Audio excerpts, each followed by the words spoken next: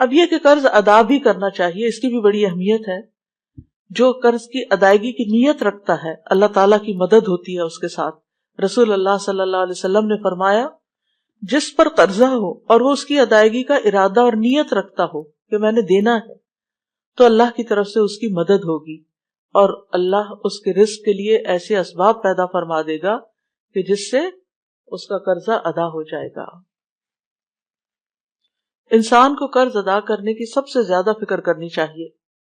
ابو ہریرہ کہتے ہیں کہ نبی صلی اللہ علیہ وسلم نے فرمایا میرے لیے یہ بات باعث مسرت نہیں کہ میرے لیے احد پہاڑ کے برابر سونا ہو اور تیسری رات مجھ پر آ جائے اور ان میں سے 1 دینار بھی میرے پاس باقی ہو سوائے اس دینار کے کہ اس کو میں اپنے قرض کی ادائیگی کے لیے بچا کے رکھوں.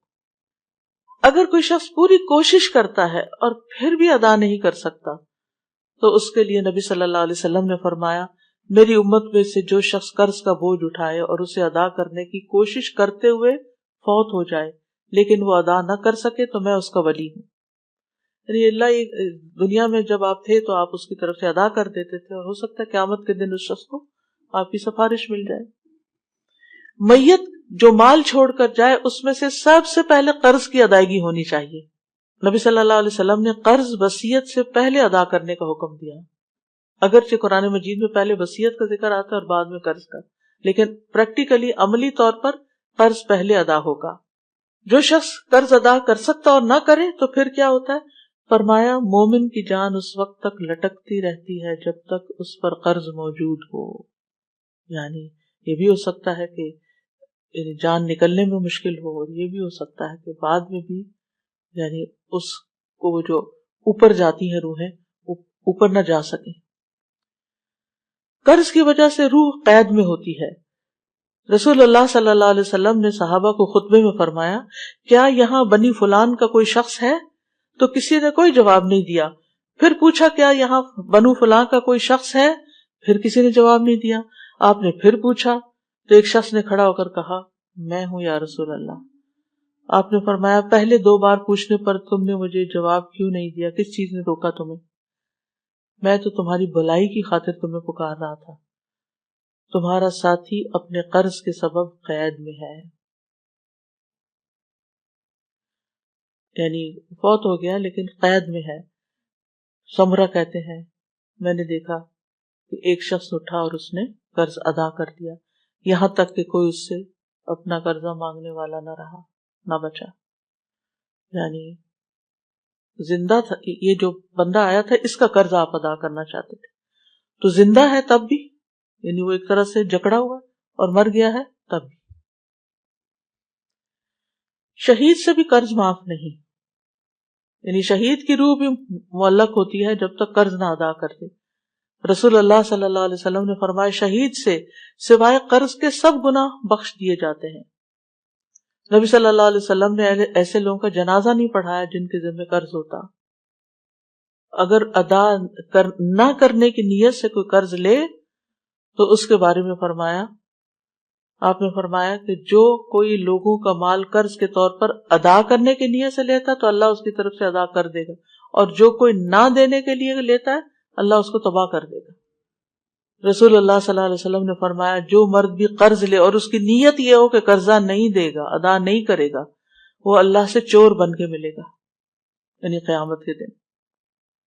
اور جو شخص قرض ادا نہ کرے اور اس کے بغیر ہی فوت ہو جائے، اس کے بارے میں رسول اللہ صلی اللہ علیہ وسلم ایک جگہ بیٹھے ہوئے تھے جہاں جنازے رکھے جاتے تھے. آپ نے اپنا سر آسمان کی طرف اٹھایا، پھر اپنی نگاہ کو نیچے کیا، پھر اپنا ہاتھ پیشانی پر رکھ کے فرمایا سبحان اللہ سبحان اللہ، کیا سختی اتری ہے. فرماتے ہیں کہ ہم نے پہچان لیا اور ہم خاموش ہو گئے. جب دوسرا دن ہوا تو میں نے پوچھا کہ کیا سختی ہے جو نازل ہوئی ہے؟ آپ نے فرمایا قرض کے بارے میں. اس ذات کی قسم جس کے قبضے میں میری جان ہے، اگر کوئی شخص اللہ کے راستے میں شہید کر دیا گیا ہو، پھر وہ زندہ ہو جائے، پھر اسے مار ڈالا جائے، پھر زندہ ہو جائے، پھر قتل کیا جائے اور اس پر قرض ہو تو وہ جنت میں داخل نہ ہوگا حتیٰ کہ اس کا قرض ادا کر دیا جائے. یعنی قرض ایسی چیز ہے جسے لازماً ادا کرنا ہی چاہیے یا پھر معاف کروا لینا چاہیے. قرض ادا نہ کرنے والے کا قیامت کے دن نیکیوں سے قرض ادا ہوگا، یعنی چھوڑا نہیں جائے گا وہاں بھی. رسول اللہ صلی اللہ علیہ وسلم نے فرمایا جو آدمی مقروض ہو کر مرا تو یاد رکھے کہ وہاں درہم و دینار نہیں ہوں گے، وہاں تو نیکیوں اور برائیوں کا تبادلہ ہوگا. یعنی اگر نیکیاں کم پڑ گئی تو جس سے قرضہ لیا تھا اس کی برائیاں لینی پڑے گی سزا بھگتنے کے لیے. قرض کی ادائیگی میں اللہ سے مدد مانگنی چاہیے، ویسے تو ہر معاملے میں، لیکن خاص طور پر ایسے پریشان کن حالات میں اللہ تعالیٰ سے دعا کرنی چاہیے. اور اس میں ہم دیکھتے ہیں کہ عبداللہ بن زبیر کہتے ہیں کہ جنگ جمل کے موقع پر جب زبیر کھڑے ہوئے تو مجھے بلایا، میں ان کے پہلو میں جا کے کھڑا ہوا. انہوں نے کہا میرے بیٹے آج کی لڑائی میں ظالم مارا جائے گا یا مظلوم؟ میں سمجھتا ہوں کہ آج میں مظلوم قتل کر دیا جاؤں گا، اور مجھے سب سے بڑی فکر اپنے قرضوں کی ہے. کیا تمہیں بھی کچھ اندازہ ہے کہ قرض ادا کرنے کے بعد ہمارا کچھ مال بچ سکے گا؟ پھر انہوں نے کہا میرے بیٹے ہمارا مال فروخت کر کے اس سے قرض ادا کر دینا. اور فرمایا بیٹا اگر قرض ادا کرنے سے عاجز ہو جاؤ تو میرے مولا سے اس سے مدد چاہنا، میرے مولا سے اس میں مدد چاہنا. عبداللہ کہتے ہیں کہ قسم اللہ کی میں ان کی بات سمجھ نہ سکا. میں نے پوچھا اے میرے بابا من مولا کا، آپ کا مولا کون ہے؟ انہوں نے کہا اللہ. عبداللہ کہتے ہیں اللہ کی قسم ان کے قرض ادا کرنے میں جب بھی مجھے مشکل پیش آئی میں نے اسی طرح دعا کی، یا مولا الزبیر اقض عنہ الدین اقض عنہ دینہ، اے زبیر کے مولا ان کی طرف سے ان کا قرض ادا کر دے. تو ادائیگی کی کوئی نہ کوئی صورت پیش آتی، یعنی ادائیگی کی کوئی نہ کوئی صورت پیدا ہو جاتی. پھر یہ ہے کہ اللہ پر بھروسہ کرنا چاہیے. ابن قیم کہتے ہیں جو اپنے مسائل اور مشکلات اور اہم کاموں میں اللہ پر بھروسہ کرتا ہے اللہ اس کو ہر چیز سے کافی ہو جاتا ہے جو بھی اس کو فکر میں ڈالتی ہے. یعنی جو اپنے معاملات اللہ کے سپرد کر دے گا، حوالے کر دے گا، اللہ سبحانہ وتعالیٰ اس کی پریشانی دور کر دے گا. جتنا جتنا بندہ اللہ کے متعلق اچھا گمان کرتا ہے اور اچھی امید باندھتا ہے، سچا توکل کرتا ہے، تو اللہ تعالیٰ کبھی بھی اس کی آرزوؤں کو اپنے بارے میں ناکام نہیں کرتا. لیکن ہم ہی بری بری باتیں سوچتے ہیں. قصور ہمارا اپنا، اسی لیے ہمارا دل چھوٹا ہوا رہتا ہے اور ہم اداس رہتے ہیں اور غمگین اور پریشان رہتے ہیں. پریشانیوں سے نکلنے کا رستہ ہی یہی ہے کہ ہم اپنا گمان اللہ سے اچھا کر لیں کہ اللہ بہت اچھا کرے گا، اللہ تعالیٰ کر دے گا، اللہ ہے نا، اللہ کے ذمہ ہے، میں نے اپنا معاملہ اس کے سپرد کیا، یا اللہ تو ایسا کر دے. یعنی مالک الملک کے ساتھ اپنا تعلق مضبوط کرے اور اس سے اچھی امیدیں لگائے. وہ کہتے ہیں کہ جو اللہ پہ سچا توکل کرتا ہے اپنے توکل کو بھی پرکھا کرے کہ کتنا سچا ہے. صرف کہنے کی حد تک تو نہیں کہ دل بھی یقین کر رہا ہے. اللہ کبھی بھی اس کی آرزوؤں کو اپنے بارے میں ناکام نہیں کرتا. اللہ کسی امید باندھنے والے کی آرزوؤں اور نا امیدوں اور امیدوں کو ناکام اور نا امید نہیں کرتا، اور نہ ہی کسی عمل کرنے والے کے عمل کو ضائع کرتا ہے. اور ایمان لانے کے بعد اللہ پر بھروسہ کرنے، اس سے امید لگانے، اس سے اچھا گمان کرنے سے بڑھ کر سینے کو زیادہ فراخ اور وسیع کرنے والی کوئی اور چیز نہیں. یعنی اگر سینے کی گھٹن اور اندر ایک پریشانی اور ایک غم دبا ہوا اور چھپا ہوا ہے تو اس کے لیے کیا کریں؟ اللہ پر بھروسہ کریں، اللہ سے اچھی امیدیں لگائیں، اللہ سے اچھا گمان رکھیں، تو انشاءاللہ دل کھل جائے گا.